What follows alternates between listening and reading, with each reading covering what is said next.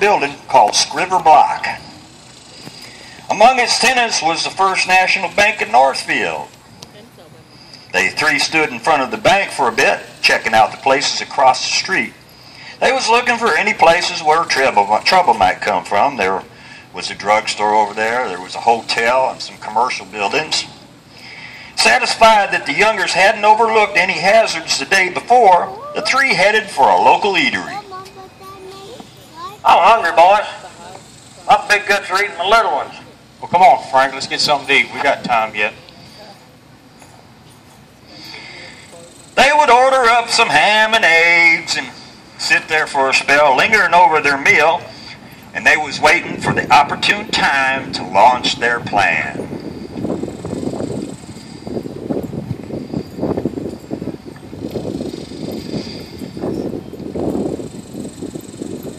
Jesse, Frank, and Charlie headed back towards the bank shortly after 2 in the afternoon. Meanwhile, the three other gang members positioned themselves at one end of the street with the remaining two at the other end. As the three approached the bank, they paused for a moment, and with a quick glance around, they were set. Rushing through the door, it began. Joseph Hayward, the cashier, clerks Bunker and Wilcox watched in terror as the outlaws climbed the counter with pistols in hand.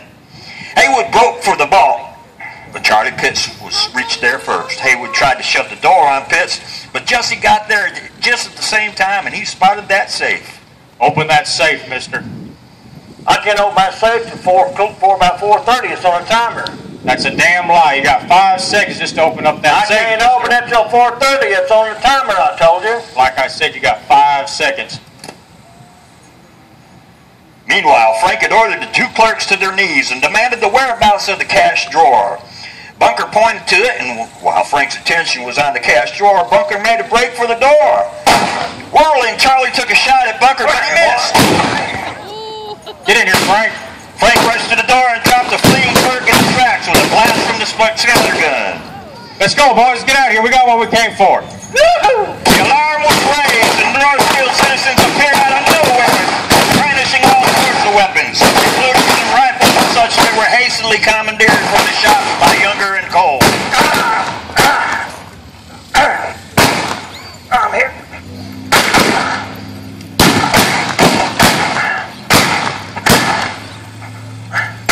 Oh, boys, we're beat. Let's get out of here. A Northfield citizen, Elias Stacy, fired at Clell Miller, but his shotgun was only loaded with birdshot. Still, the blast knocked Miller from his horse. The outlaw remounted and charged at Stacy. Miller had Stacy dead in his tracks, save for Henry Wheeler, who fired a rifle shot from an upstairs window. Jesse shot old Haywood as he was walking out the door. As the robbers rushed out and mounted up, it was obvious that their usual quick getaway was not to happen that day. Folks, in about 7 minutes, the people of Northfield, Minnesota had virtually destroyed the gang that had held the nation spellbound for a whole decade. 6 of the 8 robbers had escaped alive, but further reckoning impended. With posses out combing the woods, and with the bridges and roads being patrolled, the gang made little progress with their escape. 4 days had passed, and they'd only covered 15 miles. Still, they held off their pursuers. A few days later, they were reported to be heading towards Mankato. At that point, the gang split up.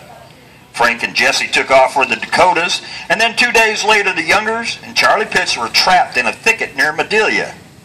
They fought hard until only Bob Younger was left standing. "The boys are shot to pieces. For God's sakes, don't kill me," this hardened criminal pleaded. Charlie Pitts lay dead, and all the Youngers were badly wounded. The Youngers were taken into custody to later be sentenced to life in prison, while Frank and Jesse melted into the underground.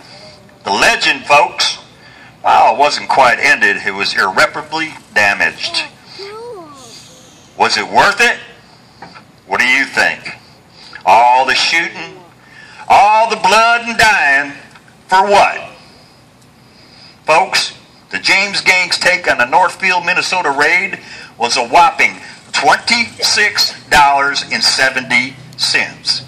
That won't even buy you a cup of coffee today. Ladies and gentlemen, I give you the Bandera Cattle Company and want to thank our friend from Uvalde, Texas Guns, Wyatt, John Smith, and the stars of the show, the Bandair Cattle Company Gunfighters. If you all would like pictures taken, you're welcome to. If you have any questions, did y'all have a good time? Yes. I didn't hear you. Yes. Did you have fun? Yes.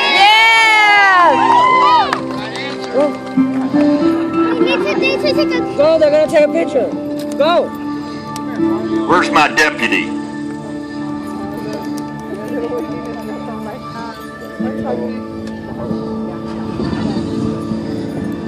You got a picture phone?